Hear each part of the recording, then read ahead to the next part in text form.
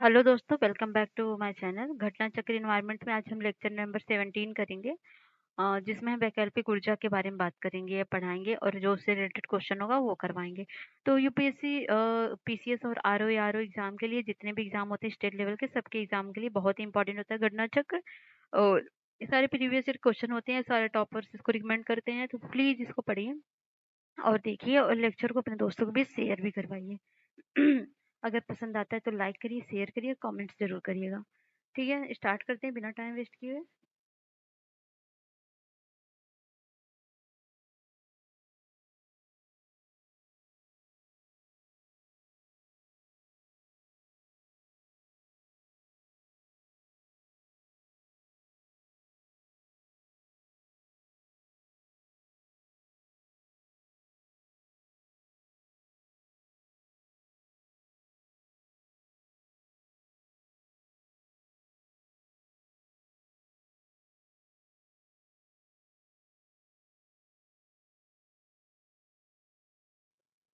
वैकल्पिक ऊर्जा में करेंगे हम ऊर्जा एवं ऊर्जा संसाधन के बारे में। तो प्रकृति में समस्त कार्य ऊर्जा का संचालन होता है और ऊर्जा का मेन स्रोत तो सन ही है। तो ऊर्जा है नवीकरणीय ऊर्जा, अनवीकरणीय ऊर्जा क्या है, renewable and non renewable energy क्या है। तो रिन्यूएबल एनर्जी मतलब नवीकरणीय ऊर्जा क्या है, सौर ऊर्जा, पवन ऊर्जा, जल वैद्युत और बायोगैस, भूतापी कचरे को उत्पादित ऊर्जा और ज्वारीय ऊर्जा। अनवीकरणीय ऊर्जा कौन सी, कोयला, पेट्रोलियम, प्राकृतिक गैस, परमाणु ऊर्जा और सैल गैस। ठीक है। और नवीकरणीय ऊर्जा कौन-सा होता है, वह रूप होता है जो ना तो प्रदूषण का कारण है और ना ही इसका प्राकृतिक संसाधन पर विपरीत प्रभाव पड़ता है। वैश्विक स्तर पर 17 सतत विकास लक्ष्य में से 7वें लक्ष्य के रूप में 2030 तक वैश्विक ऊर्जा में नवीकरणीय ऊर्जा की साझेदारी बढ़ाने और सस्ती, विश्वसनीय और आधुनिक ऊर्जा सेवाओं तथा सार्वभौम पहुंच सुनिश्चित करने की बात की गई है। संयुक्त राष्ट्र संघ द्वारा 2014 से 24 के दशक को सभी के लिए सतत ऊर्जा का दशक घोषित किया गया है। पौधों के वे उत्पाद जो कि हजारों वर्षों में पृथ्वी के अंदर दबे रहते हैं और सड़ गल जाते हैं और वहां से क्या होता है, जीवाश्म ईंधन मिलता है। ये अनवीकरणीय ऊर्जा मतलब अगर इनको आप खत्म कर दो, इनके बनने में इम्पॉसिबल, मतलब कई सौ करोड़ वर्ष, मतलब कई करोड़ वर्ष लग जाते हैं या लाखों वर्ष लग जाते हैं, तो थोड़ा इम्पॉसिबल है, इसको प्राप्त करना इम्पॉसिबल हो जाता है। तो जीवाश्म ईंधन वर्तमान में ऊर्जा के प्रमुख स्रोत है। एक बार इनका प्रयोग के पश्चात इन्हें दोबारा प्राप्त नहीं किया जा सकता, जैसे कोयला, पेट्रोलियम, प्राकृतिक गैस। ध्यातव्य कि कच्चे तेल तथा प्राकृतिक गैस जीवाश्म ईंधनों के समाप्त होने के खतरे की ऊर्जा संकट का नाम दिया गया है। क्वेश्चन करते हैं, निम्नलिखित में से कौन सा ऊर्जा नवीकरणीय स्रोत है, तो वह है सौर ऊर्जा का। निम्नलिखित में से कौन सा एक जीवाश्म ईंधन नहीं है, तो यूरेनियम नहीं है, कोयला, प्राकृतिक गैस, पेट्रोलियम जीवाश्म ईंधन है। जीवाश्मी ईंधनों में एकमात्र ऊर्जा का चरम स्रोत क्या है, जीवाश्मी ईंधनों का प्रमुख स्रोत है सन। ठीक है। पौधे वे उष्मा को पौधे के वे उत्पाद जो कि हजारों वर्षों में पृथ्वी के नीचे दबे पड़े रहते हैं, पौधे के वे जीवाश्म जिनका उपयोग हम ईंधन के रूप में करते हैं, जीवाश्म ईंधन कहलाते हैं। इनमें संचित ऊर्जा का परम स्रोत सन होता है। जीवाश्म ईंधन के बाद भारतवर्ष की ऊर्जा आवश्यकताओं की पूर्ति के लिए दूसरा सबसे बड़ा स्रोत कौन सा है, तो वह है जल विद्युत ऊर्जा। सबके लिए सतत ऊर्जा दशक पहल का क्या है, संयुक्त राष्ट्र पहल है संयुक्त राष्ट्र संघ का। और ऊर्जा का संकट से क्या तात्पर्य है, तो उसका तात्पर्य कोयला तथा पेट्रोल जैसे जीवाश्म ईंधन के समाप्त होने का खतरा। तो अनवीकरणीय और नवीकरणीय ऊर्जा संसाधन देख लेते हैं। नवीकरणीय प्राकृतिक प्रक्रिया के तहत प्राप्त होते हैं, जैसे सौर, पवन, ज्वारी, पनबिजली, ये सब। और जो है ये जो आपका अनवकरणीय है, ये कहाँ से, कोयला, पेट्रोल, प्राकृतिक गैस से मिलते हैं। तो क्वेश्चन है, भारत में धारणीय विकास के दृष्टिकोण से विद्युत उत्पाद का सबसे अच्छा स्रोत क्या है, तो जल विद्युत है। निम्नलिखित में से किस नवीकरणीय ऊर्जा संसाधन की वर्ष 2014 में स्थापित क्षमता देश में सर्वाधिक है, तो वह है पवन शक्ति की। निम्नलिखित में से कौन सा नवीकरणीय ऊर्जा का स्रोत कोयला, पेट्रोलियम पदार्थ, बायोगैस, मिट्टी का तेल है, तो बायोमास है। एक अनवीनीकृत ऊर्जा का स्रोत है, वह है पेट्रोलियम। छत्तीसगढ़ में ऊर्जा का मुख्य स्रोत कौन सा है, तो वह है तापीय ऊर्जा। वैकल्पिक ऊर्जा और सौर ऊर्जा देख लेते हैं। तो सूर्य ऊर्जा का सबसे अधिक व्यापक एवं असीमित स्रोत है और सोलर एनर्जी एक अच्छे प्राकृतिक संसाधन है जो कि सूर्य से विकिरण द्वारा प्राप्त होता है। सौर ऊर्जा कभी सौर ऊर्जा कभी न समाप्त होने वाली तथा प्रदूषण रहित ऊर्जा है और सौर ऊर्जा वैकल्पिक ऊर्जा का सबसे बड़ा संग्राहकार है। यह हमें सूर्य से प्राप्त होता है। सौर ऊर्जा जैविक मात्रा में सर्वाधिक उपयोग की जाती है। सूर्य से मिलने वाला प्रकाश एवं ऊष्मा पृथ्वी पर जीवन के अस्तित्व के लिए आवश्यक है। सौर ऊर्जा जहाँ पौधों के लिए प्रकाश संश्लेषण के लिए आवश्यक है, तो अन्य सभी के लिए भी उपयोगी है। यह वैकल्पिक ऊर्जा का भी स्रोत है।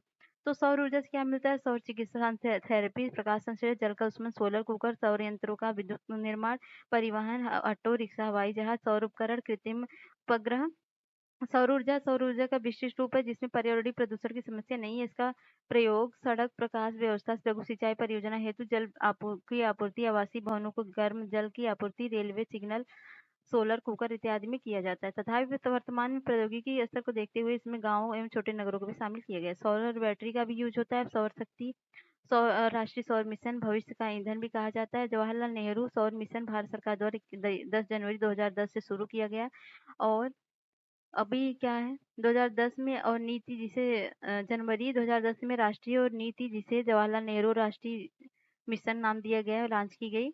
और यहाँ पर बहुत सारे डेटा हैं। ठीक है, अब क्वेश्चन करते हैं। निम्नलिखित ऊर्जा में से कौन सी जैविक मात्रा में सर्वाधिक उपयोग की जाती है? तो वह है सौर ऊर्जा। निम्नलिखित में से वैकल्पिक ऊर्जा का सबसे बड़ा संग्रहकार कौन सा है? तो सौर ऊर्जा। सौर ऊर्जा में से किससे प्राप्त होती है? सूर्य से प्राप्त होगी। अगला है, निम्नलिखित में से ऊर्जा स्रोत में से कौन सर्वोत्तम पर्यावरण अनुकूल है? तो वह है सौर सेल। निम्नलिखित ऊर्जा स्रोतों में से कौन सा पर्यावरण को स्वच्छ रखने के लिए सर्वोत्तम है? तो है सौर सेल। ऊर्जा के किस रूप में प्रदूषण की समस्या नहीं होती है? तो वह है सौर। निम्नलिखित ऊर्जा स्रोतों में से कौन पर्यावरण प्रदूषण नहीं उत्पन्न करता है? तो वह है सौर ऊर्जा। भारत में निम्नलिखित में से कौन नवीकरणीय ऊर्जा स्रोत सर्वाधिक संभाव्यता वाला है? तो वह है सौर शक्ति। निम्नलिखित कथन पर विचार कीजिए। अंतरराष्ट्रीय सौर गठबंधन इंटरनेशनल सोलर अलायंस को 2015 के संयुक्त राष्ट्र जलवायु परिवर्तन सम्मेलन में प्रारंभ किया गया था। इस गठबंधन में संयुक्त राष्ट्र के सभी सदस्य देश सम्मिलित हैं। तो यह है एक सही है, पहला दूसरा गलत है। ठीक है, कभी कभी समाचार पत्रों में दिखाई देने वाला घरेलू अंश आवश्यक डोमेस्टिक कंटेंट रिक्वायरमेंट पद का संबंध किससे है? तो है हमारे देश में सौर शक्ति उत्पादन के विकास से। अगला क्वेश्चन, अंतरराष्ट्रीय सौर गठबंधन का प्रथम शिखर सम्मेलन निम्नलिखित में किस शहर में हुआ था? तो हुआ था नई दिल्ली में। अंतरराष्ट्रीय सौर संगठन ने हाल ही में एशिया में प्रशांत क्षेत्र और ऊर्जा परियोजना को बढ़ावा देने के लिए अंतरराष्ट्रीय संगठन के साथ समझौता पर हस्ताक्षर किया था। वह एशियाई विकास बैंक के साथ किया था। ये 2017 का क्वेश्चन बीपीएससी का, मतलब उस टाइम का करंट न्यूज है। निम्नलिखित वक्तव्य पर ध्यान कीजिए। भारत में संप्रति उपलब्ध प्रौद्योगिकी स्तर को देखते हुए ऊर्जा का सुविधा से उपयोग किया जा सकता है। आवासीय भवनों को गर्म पानी की पूर्ति करने के लिए, लघु सिंचाई परियोजना हेतु जल की पूर्ति करने के लिए, सड़क प्रकाश व्यवस्था के लिए, कुछ गांव और छोटे नगरों के समूहों में बिजली की व्यवस्था के लिए। तो यह है 1 2 3 सही है, चौथा गलत है। ठीक है, अगला है, विश्व का प्रथम पूर्ण रूप से सौर ऊर्जा से संचालित अंतरराष्ट्रीय हवाई पत्तन स्थित है। कहाँ पर स्थित है? कोच्चि में स्थित है। 100% सौर पर संचालित स्वास्थ्य केंद्र वाला कौन सा जिला भारत का पहला जिला बन गया? वह है सूरत। 100% ऊर्जा पर चलने वाला भारतवर्ष का पहला केंद्र शासित प्रदेश है दीव। निम्नलिखित स्मार्ट शहरों में से कौन सा दिन में 100% नवीकरणीय ऊर्जा पर चलने वाला भारत का पहला शहर बन गया? तो बन गया दीव। ठीक है, 23 अप्रैल 2018 को भारत सरकार द्वारा जारी सूचना के अनुसार दीव स्मार्ट सिटी भारत का पहला ऐसा नगर बन गया जो देश के समय 100% नवीकरणीय ऊर्जा से संचालित होता है। बायोडीजल के बारे में देखते हैं। बायोमास से ऊर्जा का विमोचन जैविक परमाणुओं के बीच से रासायनिक बंधों के टूटने से होता है। यह रासायनिक बंध प्रकाश संश्लेषण क्रिया से बनते हैं, अतः बायोमास में सौर ऊर्जा का अप्रत्यक्ष रूप से पाई जाती है। जेट्रोफा बायोडीजल की फसल है और जेट्रोफा पुष्पीय पादपों की प्रजाति का पौधा है जो सूखे तथा विनाशकारी कीटों के प्रति प्रतिरोधी है। यह ऐसे बीज से उत्पन्न होता है जिसमें 27 से 40% तक तेल होता है। और करंज, महुआ व नीम आदि भी जैव ईंधन के रूप में प्रयोग में लाए जा सकते हैं। जैव ईंधन को लेकर आशंकाएं व्यक्त की जा रही हैं कि इसमें अच्छी कमाई होने की किसान अपने खेतों में अन्य फसलों को उपजाना बंद कर देंगे। इससे भारत की खाद्य सुरक्षा खतरे में पड़ सकती है। पैगोमिया पिनाटा भारत के अधिकांश उसके क्षेत्रों में प्राकृतिक रूप से उगता है। पैगामिया पिनाटा के बीजों में लिपिड अंश बहुतायता होता है जिसमें आधा ओलिइक अम्ल होता है। ठीक है, अब ये देख लेते हैं बायोगैस के स्रोत क्या है। कृषि व घरेलू अपशिष्ट, सीवेज, औद्योगिक अपशिष्ट, नगर पालिका ठोस अपशिष्ट और नारियल आवरण, मूंगफली का छिलका तथा धान की भूसी इत्यादि, वन व लकड़ियाँ, जीव जंतुओं के अपशिष्ट। तो क्वेश्चन करेंगे जैव ईंधन के संबंध में निम्न में से कौन सा कथन सत्य नहीं है? तो जैव ईंधन लागत प्रभावी होता है। निम्नलिखित में से कौन सी बायोडीजल की फसल है? तो वह है जेट्रोफा, अभी आपने पढ़ा। और नीचे 4 फसलों के नाम दिए गए, इनमें से किस एक की खेती एथेनॉल के लिए की जा सकती है? तो वह है मक्का। मक्का की खेती एथेनॉल के लिए की जा सकती है, जबकि जेट्रोफा, पेंगोमिया, सूरजमुखी की खेती बायोडीजल के लिए की जा सकती है। जीव भार गैसीकरण को भारत में ऊर्जा संकट के धारणी हलों में से एक के समझा जाता है। इस संदर्भ में कौन सा कथन सही है? तो नारियल आवरण, मूंगफली का छिलका और धान की भूसी का उपयोग जीव भार गैसीकरण के लिए किया जा सकता है। जीव भार गैसीकरण द्वारा जनित ज्वलनशील गैसों में से केवल हाइड्रोजन और कार्बन डाइऑक्साइड होती है। जीव भार गैसीकरण द्वारा जनित ज्वलनशील गैसों को ऊष्मा उत्पादन में सीधे ही उपयोग में लाया जा सकता है, लेकिन अंतर्दहन इंजनों में नहीं।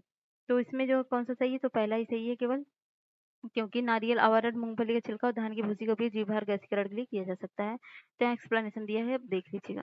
भारत में जैविक डीजल के उत्पादन के लिए जेट्रोफा, काकरस के अलावा पेंगामी निपिनाटा को क्यों एक उत्तम विकल्प माना जाता है? भारत के अधिकांश शुष्क क्षेत्रों में पेंगामी पिनाटा प्राकृतिक रूप से पाया जाता है। पेंगामी पिनाटा के बीजों में लिपिड अंश बहुतायता होता है, जिसमें लगभग आधा ओलेइक अम्ल होता है। दोनों ऑप्शन सही है। अब है हरित ईंधन। हरित ईंधन देख लेते हैं। हरित ईंधन के प्रयोग से पर्यावरण प्रदूषण में कमी आती है। इथेनॉल एक प्रसिद्ध एल्कोहल है, इसे एथिल अल्कोहल भी कहते हैं। इसका उपयोग हरित ईंधन के रूप में होता है। इथेनॉल किसी शक्कर में पदार्थ, गन्ने, ग्लूकोज, सोरा, महुए का फूल या स्टार्च पदार्थ से प्राप्त होता है। पाइन, करंज, फन से भी किण्विनीकरण का इथेनॉल प्राप्त किया जा सकता है। इसे हरित ईंधन स्रोत शामिल होता है। ध्यातव्य गन्ने की खेती द्वारा बायो इथेनॉल की प्राप्ति की जा सकती है। इसका उपयोग ईंधन के रूप में ऊर्जा प्राप्त की जा सकती है। सूक्ष्म जैविक ईंधन कोशिकाएं जैव परिवर्तनीय सबस्ट्रेट में उपलब्ध रासायनिक ऊर्जा को सीधे विद्युतीय ऊर्जा में परिवर्तित कर देती हैं। सबस्ट्रेट के ईंधनों में परिवर्तन हेतु सूक्ष्म जीवों जैसे बैक्टीरिया का उत्प्रेरक के रूप में प्रयोग किया जाता है। अपशिष्ट जल के शोधन हेतु सूक्ष्म जैविक ईंधन कोशिकाओं के प्रयोग में जल शोधन की लागत घटती है और यह विद्युत उत्पादन का एक आकर्षक विकल्प भी है। तो फ्यूल सेल के लाभ देख लेते हैं। सेल डिजाइन व माप में आसानी कर, पर्यावरण हितैषी होता है, अधिक दक्षता होती है और शोर सहित होता है। अब क्वेश्चन है निम्नलिखित ईंधन में से कौन सा न्यूनतम पर्यावरणीय प्रदूषण उत्पन्न करता है? तो वह हाइड्रोजन। हाइड्रोजन हवा में जलती है और ये ऑक्सीजन के साथ संयुक्त होकर जल का निर्माण करती है। इस प्रक्रिया में ऊर्जा की बड़ी मात्रा 150 जूल तक का प्रति ग्राम उन्मुक्त होती है, जिसमें उच्च बल की उच्चतम ऊर्जा प्रदायक मान के कारण हाइड्रोजन प्रदूषण रहित उत्कृष्ट ईंधन के रूप में कार्य करती है। निम्नलिखित में से कौन सा ईंधन न्यूनतम पर्यावरण प्रदूषण उत्पन्न करता है? तो वह है हाइड्रोजन। निम्नलिखित ईंधनों में से कौन सा न्यूनतम प्रदूषण, सेम क्वेश्चन, हाइड्रोजन। निम्नलिखित में से कौन सा हरित ईंधन का स्रोत है? तो ethanol. Ethanol alcohol, ethyl alcohol जो है ये हरित ईंधन का स्रोत है, ऑप्शन में दिया गया। ये है फ्यूल सेल, जिनमें हाइड्रोजन से समृद्ध ईंधन और ऑक्सीजन का उपयोग विद्युत पैदा करने के लिए किया जाता है। संदर्भ में निम्नलिखित कथन में से विचार कीजिए।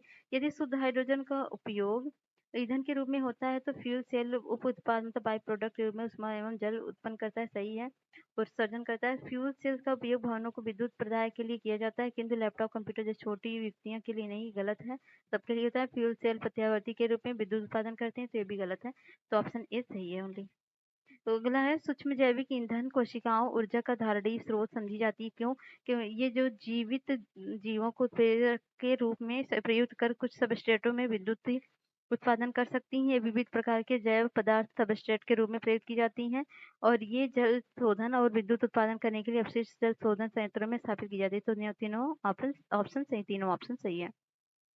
शैवाल आधारित जैव ईंधनों का उत्पादन संभव है, लेकिन उद्योग के संवर्धन में विकासशील देशों की क्या संभावित सीमाएं हैं? शैव आधारित जैव ईंधनों का उत्पादन केवल समुद्रों में ही संभव है, महाद्वीपों में नहीं। तो ये जो है गलत है, सब जगह है, ऐसा का थोड़ी ना है। शैवाल आधारित जैव ईंधन उत्पादन को स्थापित करने के लिए इंजीनियरिंग करने हेतु निर्माण पूरा होने तक उच्च स्तरीय विशेषज्ञता की जरूरत होती है। आर्थिक रूप से व्यवहार्य उत्पादन के लिए बड़े पैमाने पर सुविधाओं की स्थापना की जाती है, आवश्यकता होती है, जिससे पारिस्थितिकी एवं सामाजिक सरोकार उत्पन्न हो सकते हैं। तो बी ऑप्शन सही है। ठीक है, अगला क्वेश्चन है केंद्रीय बजट 11-12 में जैव मूल एस्फॉल्ट पर मूल सीमा शुल्क की पूरी छूट प्रदान की गई। इस पदार्थ का क्या महत्व है? पारंपरिक एस्फॉल्ट के विपरीत बायो एस्फॉल्ट जीवाश्म ईंधन पर आधारित नहीं होता है। बायो एस्फॉल्ट अनवीकरणीय साधन में निर्मित हो सकता है। तो ये जो है ये ऑप्शन देख लेते हैं। बायोस्फॉल्ट जैव अवशिष्ट पदार्थों में निर्मित होता है। बायोस्फॉल्ट के सड़कों के ऊपरी सतह बिछाने की पारिस्थितिकी है। तो दूसरा गलत है, बाकी सब सही है।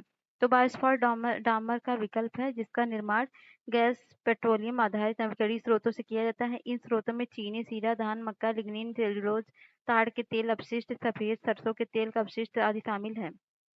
भारत का सबसे पहला जैविक खेती पर आधारित राज्य कौन सा है? तो है सिक्किम। निम्नलिखित में से कौन सा एक दुनिया का पहला 100% जैविक राज्य है? तो है सिक्किम। भारत में जैविक कृषि के संदर्भ में निम्नलिखित कथनों पर विचार कीजिए। जैविक उत्पादन के लिए राष्ट्रीय कार्यक्रम केंद्रीय ग्रामीण विकास मंत्रालय के मार्गदर्शन और निर्देश के अधीन कार्य करता है। एन एनपीओपी के क्रियान्वयन के लिए कृषि और प्रसंस्कृत खाद्य उत्पाद निर्यात विकास प्राधिकरण सचिवालय के रूप में कार्य करता है।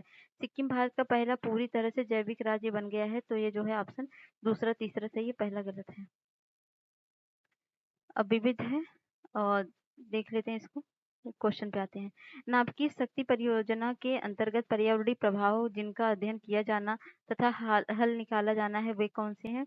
तो वायु, मृदा एवं जल का रेडियोधर्मी प्रदूषण मतलब दूषण व वन आरोपण तथा पेड़ पौधों एवं जंतु समूह की क्षति एवं रेडियोधर्मी अपशिष्ट का निस्तारण उपयुक्त सभी। तो डी सही है। कथन कारण है कोयला आधारित तापीय बिजली घर अम्ल वर्षा में अस्थायी होते हैं।